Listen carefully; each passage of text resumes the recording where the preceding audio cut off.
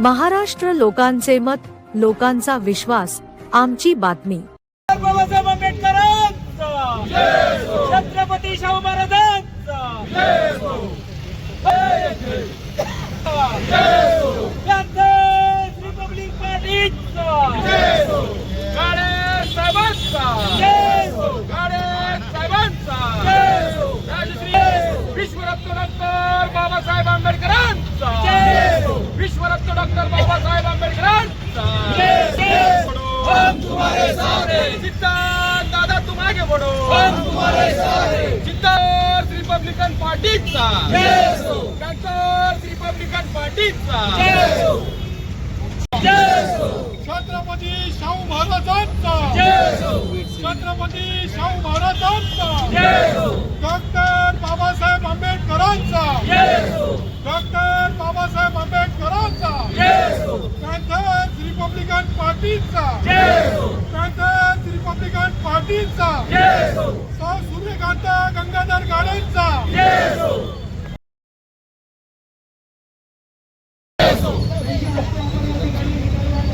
Panther भाऊ कामगार संघटनेचा जय हो, पॅन्थर भाऊ कामगार संघटनेचा जय हो, गाडे साहब तुम आगे बढ़ो, हम तुम्हारे साथ हैं, गाडे साहब तुम आगे बढ़ो, हम तुम्हारे साथ।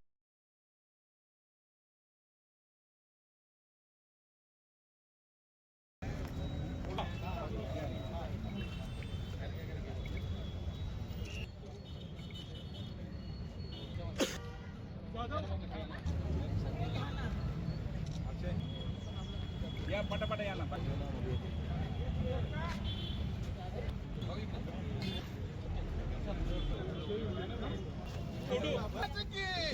शाहू महाराज की आंबेडकरांचा जय हो, महात्मांचा जय हो, छत्रपती शाहू महाराजांचा जय हो, डॉक्टर बाबासाहेब आंबेडकरांचा जय हो, पॅन्थर रिपब्लिकन पार्टीचा जय हो, सूर्यकांत गाडे मैडम आगे बढ़ो, हम तुम्हारे साथ, डॉक्टर सिद्धांत दादा गाडे आगे बढ़ो, हम तुम्हारे साथ।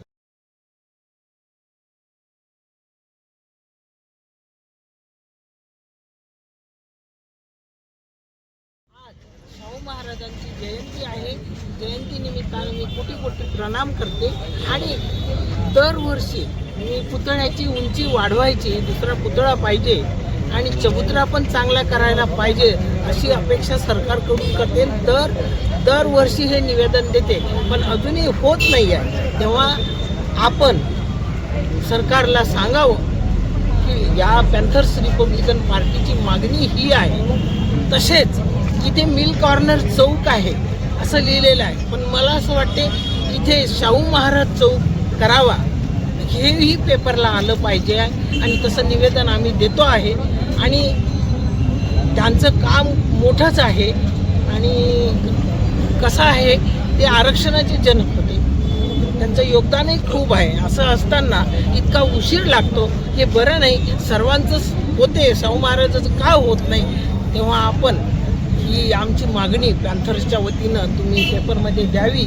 आणि छत्रपती शाहू महाराजांनी शिक्षणाचं आणि आरक्षणाचं महत्त्व जाणलं होतं, आज शिक्षणाचं आणि आरक्षणाचं महत्त्व कमी होतं का, कसं बघताय? नाही, आता संगणक युग आहे, ह्या संगणक युगात ते कमी जास्त होत आहे।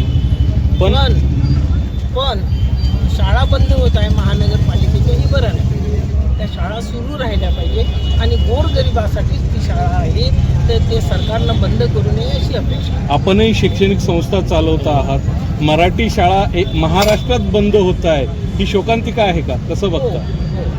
मग ती बंद होऊ नये, मराठी शाळा बंद होऊ नये, त्याला अधिक शासनानं हातभार लावा। करताय पुतळ्याची उंची वाढवावी, उंची शाहू महाराजांची ऑलरेडी उंची खूप आहे, पुतळ्याची उंची वाढवल्याने त्यात काही भर पडेल का, काय वाटतं? नाही, हे ट्रॅफिकच्या दृष्टीनं म्हणा, या रस्ता जरा फार कमी आहे, या दृष्टिकोनातून ती उंची वाढवली पाहिजे। जशी बाबासाहेबांचंही तिथे तुम्ही केलं आहे, छत्रपती शिवाजी महाराजांचं क्रांती चौकात केलेलं आहे, तेव्हा छत्रपती शाहू महाराजांचा चौक चांगला देखणा करावा अशी आमची अपेक्षा। या चौकाला शाहू महाराजांचं नाव द्यावं अशी मागणी आपल्या पक्षातर्फे महापौर महानगरपालिकेचे सभापती आणि आयुक्त जिल्हाधिकारी यांच्याकडे करण्यात येणार आहे का? हो हो करण्यात येणार.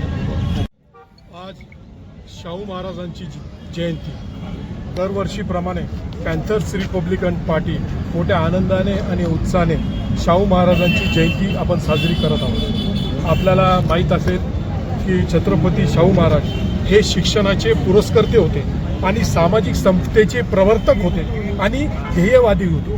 त्यांच्या निर्णयाने आणि धाडसीपणामुळे वंचित बहुजन समाजाला दिशा मिळाली. एवढंच काय, जर आपण लक्षात घेतलं असेल की या देशामध्ये या राज्यामध्ये आरक्षण जर कोणी लागू केलं असेल खरं अर्थाने तर हा लोकराजा शाहू महाराज होते. आणि म्हणून आज आपण या ठिकाणी बघतो आहोत आरक्षण मिळाल्यामुळे बहुजन समाजातले विद्यार्थी शिक्षण घेऊ शकले.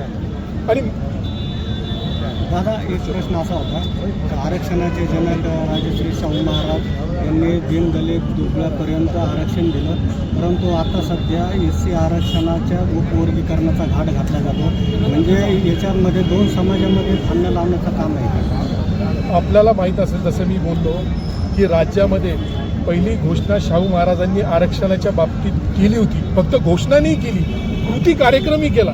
आणि आपल्या प्रजेला आरक्षण लागू केल्यानंतर आपण बघतो आहोत बहुजन समाजातले विद्यार्थी लाखो प्रमाणात शिक्षण घेऊ शकले.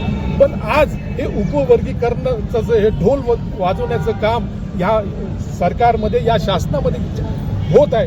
आपण बघत असेल की मागासवर्गीयामध्येच एकच आरक्षण सर्वांना लागू होतं, पण आज उपवर्गीकरण हा शब्द टाकून आपसामध्ये मतभेद टाकून भांडणं लावण्याचं काम शासनाने सुरू केलेलं आहे. हे या ठामपणे मी या ठिकाणी सांगतो. पक्ष म्हणून या पातळीवर तुम्ही त्याच्या विरोधात काय आंदोलन वगैरे करणार?